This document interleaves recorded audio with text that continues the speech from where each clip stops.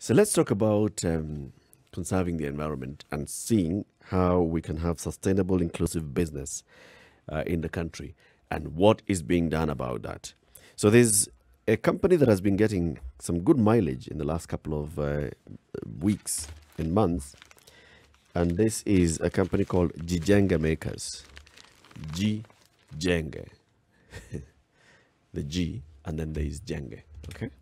Not Jingenge. All right?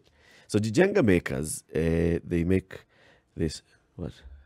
You didn't get it? No. The spelling bee thing we got, but carry on. It just. Okay. Yeah, it did. That's all right. All right. Build yourself. The Djingmakers. So this company looks at how to recycle plastic, transforming plastic waste into construction materials. The founder of this company is a young lady, 29-year-old now, materials engineer. Her name is Nzambi Matee. Nzambi was celebrated by the United Nations Environment Programme last year in December as one of 7 young champions of the earth. One of only 7 from across the world, young champions of the earth. So she's joining us on the line, and alongside her is Karin Boomsma, who is Director of Sustainable Inclusive Business at KEPSA.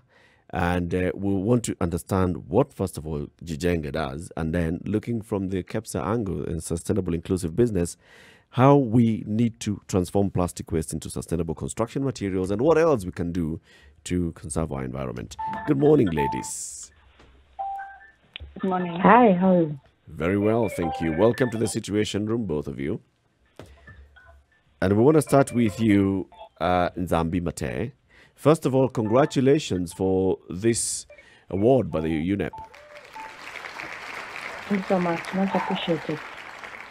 So tell us about Djingmakers and what it is that you do. So Djingmakers is an alternative, affordable, sustainable building product. Our first product line are pavers, which are made from recycled waste plastic. We started officially in 2017, but in terms of operation, we're just 1 year old. All right.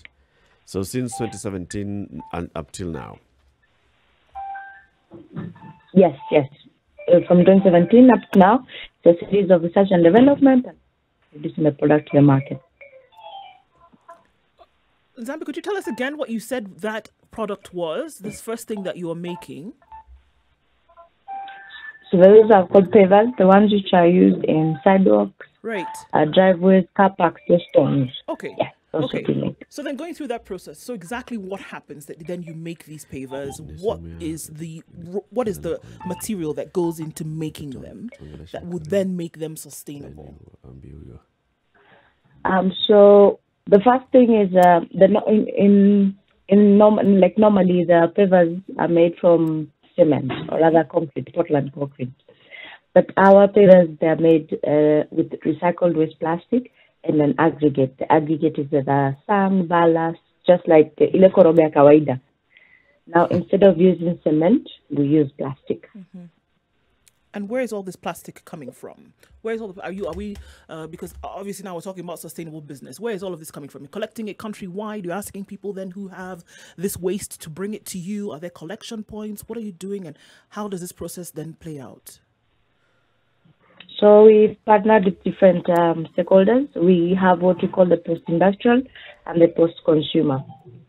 So the post-industrial is that which we get from factories, and we also get from other recycling companies. And then the post-consumer is that plastic which we cannot get from that is collected from the environment once you finish drinking your soft drinks or whatever is being packaged in plastic. It's collected, taken to the recycling company. Now they recycle it to make pallets, which are used to make other products. In that process, there is waste that they produce. That's what we call post-consumer. You mentioned, first of all, congratulations indeed, are in order. You mentioned that your products are affordable, among other things, and it's also sustainable. When you say affordable, what are you comparing it costs to? So I'm comparing the cost to both strength versus the price. So, for example, in terms of the per square meter, the normal concrete, the one which can carry about which the trucks can comfortably go for us, we use, instead of 80 mm, we use the 50 mm because our bricks are stronger. And if you compare in terms of the price margin, ours is about 10 to 30% cheaper. All right, Karin, this comes to you. I mean, obviously, sustainable business, you had this conversation a little bit a few months ago, and looking then at what the interest is in making sure that businesses around the country are trying to be a little bit more responsible in terms of waste, especially for plastic. Would you say this falls in line in exactly what you've started to do and how you want to see this process play out? Yes, definitely. It falls in line. Obviously, there are various things to do with plastics, and it depends on the type of plastic. So there are plastics that we would like to just eliminate because they're very hard to later on deal with, because they're hard to recycle, or they just end up in the environment. But there are also plastics that you would like to actually innovate on so that you can reuse them. Or recycle it, and in this case, upcycling. So that's a great way to circulate the plastics that are already in the country. If we talk about, the plastic situation in the country, Karin, we know we've had very many conversations about, plastic waste, the government banning the use of plastics. We've seen, government effort and industry's effort. What's the situation? How would you describe the situation in terms of plastics and plastic waste, particularly in the country at present? I think we have managed to actually get a way more detailed conversation around plastics management. I mean, when we first spoke, or even let's look back 2 to 3 years ago, everyone was like, oh, we have to do something with plastic, but how now? What? Who's responsible? Where do we start? There's nothing. There's no infrastructure. It's not my responsibility. So we had a conversation which was actually not about type of plastic, what to do with plastic, not to do with plastic. It was just all very new. And I think where we are today is that, yes, we are still looking to build an infrastructure, but we're building it around sensible solutions. So the government also has come up, for instance, with an extended producer responsibility legislation. So when you start making policies and legislations, there are rules also for the private sector to play their game around and to actually help them and guide them on what to do with plastics and how to manage it best, because that's ultimately the case. And managing plastics is different for every type of plastic and the use of the different types of plastics. Some we just should not use. I mean, we still can't manage it. And some are crucial in life, and others are very usable to expend their life for a different purpose, like with the Djingmakers. So that's the situation now. I think we're progressing. We had the single-use plastic ban in restricted areas. Maybe that can be extended. Maybe some items can be eliminated completely. We have the EPR, which is a very good tool to actually guide responsibly this whole plastic journey and what should we do and where should we innovate. And we see a lot of great practice and also appetite for the private sector. The private sector says, listen, we know that we have to change. It's not sustainable. And let's make a plan that we can implement. Let's do something that is good for our business, but also good for the environment, and will be law by very soon. So, this plastic that we speak of, how often can you recycle it? It depends on the type of plastic. So it depends on the technical or the chemical composition. So in principle, for instance, a PET bottle, if the quality of the PET is high enough and it's pure enough, you can recycle it many times, even back into food grade. Till now, not forever. So even a PET bottle that you can completely recycle back to a PV bottle for the same purpose. It's not, you can't do that forever. And other plastics you can't really recycle more than maybe once. It depends really on the quality of the plastics. And there we need a lot of innovation because you can sensitize. And that's also why you have to look at what is the purpose of that specific plastic. So when you can't recycle the plastic, then what do you do with it? Yeah, so that's the problem.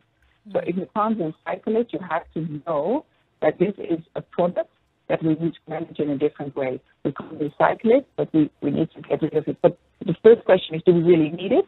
And why is it not recyclable? So can we innovate and redesign that specific product and making it recyclable? And that's what we're also looking at. And we will look at, because we will get the Kenyan plastic in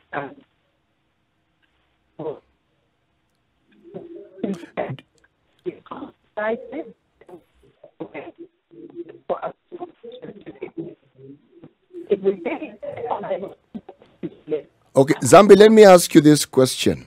How durable is this product that you have been talking to us about? As in, how long does it last? So in terms of, as Karin said, plastic takes a long time to decompose. There's some plastics found in the ocean that have been dated almost up to the 1950s and late 40s, beginning 50s. And so, in terms of the price point of our product, we have put a caveat, or rather a time frame of between 30 to 50 years. However, we are currently in the process with other companies with other material labs to do what we call a life cycle analysis, and we can really clearly give an exact date. In terms of durability, in terms of the strength, the pavers themselves carry about 3 to 5 times the weight compared to the normal concrete. And that is because during the production process, in the normal concrete paver, there's a lot of what you call air pockets. And so these air pockets provide a weak link. It's compared to Djingmakers pavers, where because we use plastic as a binder, plastic is very polymerous, or rather string-like in nature. And so during the production process, we are able to cool it at very high pressure and temperature points. So therefore, we reduce the air pockets, and therefore we reduce the weak points, and hence stronger. Okay, you've talked about pavement material. Now, give us the full range of uses that you can put this wonderful product that you have to. So currently, the pavers themselves are predominantly made for the parking, or rather the paving, that is either in residential homes or in commercial parkings or even on roads. However, we are still trying to also redefine different uses. For example, we are looking to use the product, or rather see the possibility of the use of product as a cladding. Those are the bricks that you see on the walls that make walls really beautiful. And also we're trying to engage with different contractors and also civil engineers to use to make those platforms that they use when they're making in terms of a slab.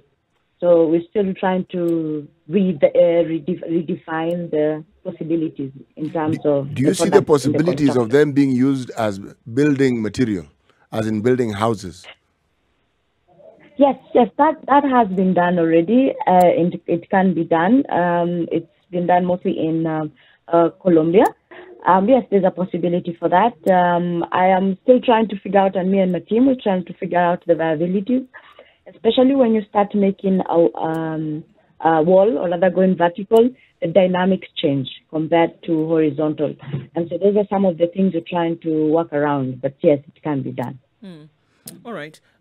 Karin, I think also to ask in terms of businesses, because if I hear you right, I think the call is across businesses, institutions, individuals, homes in the country to be able to at least have an interest in looking at this plastic for the purpose of recycling. Apart from the actual hands-on work that needs to be done, how far then would the the attitude shift be necessary in all of this? To say that we're trying to get businesses to be more sustainable, we're trying to protect the environment at the same time, as opposed to the nitty gritty doing. It seems to me that a lot has to shift in the mental behavior of a lot of businesses, households, individuals. Where would this come about? How would this come about? Sorry, I lost you for a little bit. Your question was around the awareness of how much mind shift change do we need. Yes. Yes. Okay. Yeah. So I think there's a few things. Yes, you need behavioral change, and therefore we actually need to make sure that everyone understands that what we dispose or what we call waste, is that really waste? Why do we label it as waste? So we have to start rethinking about waste, again, as materials. They're just materials in the wrong place, is what we would say. They ended up because we can't use it anymore, but it's still the same material. Plastic is a plastic if it ends up in the environment. So we need a big mind shift about around that. This is not waste. It might be waste to me because I can't use it anymore. Can someone else uses it, or can I still do something with it, or can I dispose it somewhere where someone else can reuse it or recycle it?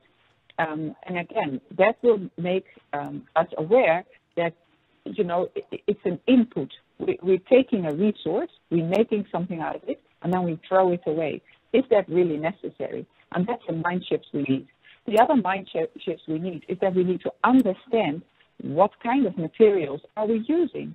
So maybe labeling on products where you say this is a recycled product, or it has recycled material inside, or we don't throw it away because we can still recycle it, or you can reuse it. So people should also become aware of what you can still do with it then. So we have to make the material and the quality of the material very clear to consumers. And the other thing is that obviously you need to be able to dispose it responsibly, and that's still lacking. Like, where do you now separate your waste? Where do you now leave your recyclables? How can you really manage that on a household level? And you need to start separating at source, but then you also need to have the infrastructure that you can bring it to a site that's already dealing with separated waste. So that's what we're currently working on, and that's happening on a few places in the country. For instance, in Nairobi Metropolitan, there we start with having sites, dump sites, which are not dump sites, but they're sorting sites, and the waste is separated. And that will allow us to recycle much more if that's what you want to do with that product. Who's developing these sorting sites, for example, in the Nairobi Metropolitan? Is it the government, the Nairobi Metropolitan Services, or the manufacturers, the producers? No, the manufacturers are not designing those sites. That's a government initiative, and they will be helped and supported by different stakeholders and NGOs and civil society, and also with input from the manufacturers, but that's not their responsibility to have that. The responsibility of the manufacturer is to make sure that the plastics they bring into society, they are able to collect it back and to take it back. So they have a high stake in developing sorting sites and having the proper collectors in place, but it's not them setting it up. As a sustainable, inclusive business, you've been involved extensively with the coming up with these regulations, the extended producer responsibility regulations, also coming up to promote the circular economy, as you've been saying. When I see organizations such as Djingmakers and Nzambi Matee coming up, I see an opportunity where then the producers should be able to support such organizations in coming up and also supporting them in marketing their activities. So, for example, if you look at this small organization started by Nzambi Matee, and this is what they're doing, they're making the Djinga pavers, they need a market and they need the source of the raw material. I can see where the extended producer responsibility comes in and gives them a good source of material, but where do they sell the pavers? How do you support such organizations? Yeah, we provide linkages and we share knowledge and we bring people together. So that's what we mainly do.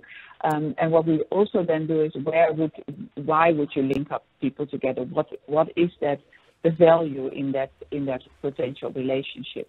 And I agree with you. It's a very good idea to link people and to make sure that you all work together in this. We see that happens a lot already with big companies like we have the Decathlon that is really carefully selecting their carton and selecting their plastics and making sure it ends up with recyclers in the country. So they make those resources available. And that's coming up more and more. The private sector is very active in finding their partners, but it also has to be sufficient for the amount of plastics or the amount of waste they have and specific waste stream. And I think, yes, it needs to be encouraged. Having said that, there's one thing I want to highlight, because those initiatives and those businesses and business developments, those we need, they fall into the category of innovation and circulation in a circular economy. However, there are some things that we should not sometimes keep the demand up for a product that we then only recycle back in something else. It might not solve the issue. So if we keep on using single-use plastics, just reuse something for 1 second, then thereafter it might end up in a construction material, which is great because there's nothing else at the moment we can do with those kind of cheap packaging materials. But we don't stop the demand for us to have cheap packaging material to use for a very short period of time. So the question should be, is this the most clever use of resources, even if you upcycle it later? There's something that I would like to know. Even as you progress in developing this clearly useful product, how fast do you think you'll be able to move in getting the construction industry and those who might use it to accept it? And if you were to look into the future, of course, this is crystal balling, of course, but what percentage of the industry that uses such products do you hope to occupy?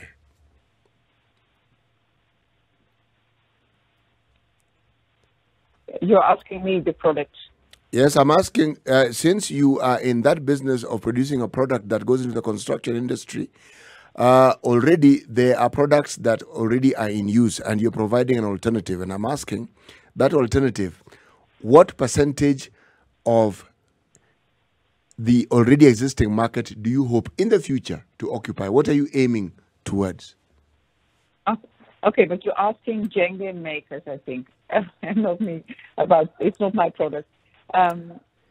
So is she still around to answer that question? She isn't there, but there's a reason why I'm asking you this. You see, if given the role that you have and given that you support this sort of industry, then it means you must have a place where you think this particular product will fit into. That's really what I'm asking. Where will it fit into? Yeah, I think okay. Yes, I understand. So what is great about reusing and cycling products in this way is that it should contribute that we have still materials. They were in use, and you can still use them. So we're actually saving resources, and we could turn it into affordable housing. So affordable construction is high on the wish list of Kenya in terms of the Big Five agenda. So, or is it 4? So it does fit into, for instance, affordable housing. It does fit in that if we keep on reusing materials, it should become more available, more accessible, and more affordable to actually have infrastructure and housing that is there for everyone. And other companies are doing the same.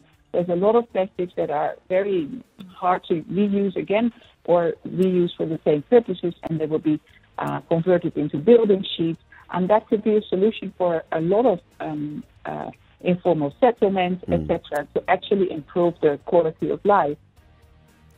Well, thank you very much. Karin Boomsma is the Director of Sustainable Inclusive Business with the Kenya Private Sector Alliance. And thank you very much for the good job that you're doing in trying to, bring the industry together to think sustainable and to think circular economy.